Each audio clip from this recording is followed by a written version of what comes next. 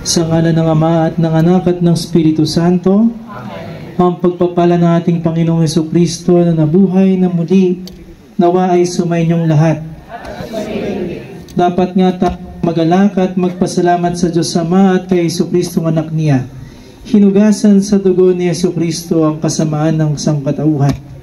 Noong unang panahon, iniligtas ng Diyos ang kanyang bayan mula sa kaalipinan, itinawid sa dagat at inihatid sa pangakong bayan. Sa buwang liwayway na ito ating ipinagdiriwang ang paglaya natin mula sa pagiging alipin ng kasalanan at ang pagtawid ni Jesucristo kasama tayo mula sa kamatayan patungo sa kanyang pagkabuhay. Ipagdiwang natin ang dakilang pag-ibig ng Diyos na nagpasyang tayo ay tubusin at ang kanyang malasakit sa pamamagitan ni Jesucristo.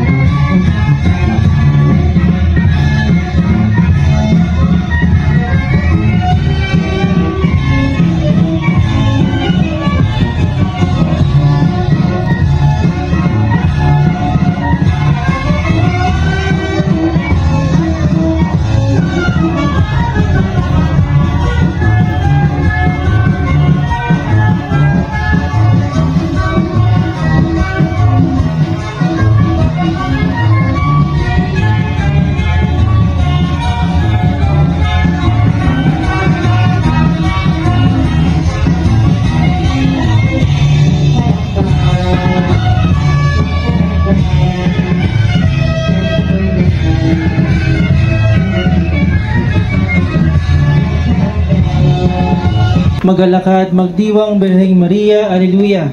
Sapagkat tunay na muling nabuhay ang Panginoon, Alleluia. Manalangin tayo. O Diyos, na sa pamamagitan ng muling pagkabuhay ng iyong anak ay nagdulot sa mundo ng kagalakan. Ipagkaloob mo na sa pamamagitan ng panalangin ng Maria Birhen, kami makasalo sa kagalakan ng buhay na walang hanggan sa pamamagitan ni Jesucristo ang aming Panginoon. Amen. Sumainyo ang Panginoon at sumayo. Pagpalain kayo ng makapangyarihang Diyos, Ama at Anak at Espiritu Santo. Amen. Happy Easter po sa ating Happy lahat. Easter. Yay!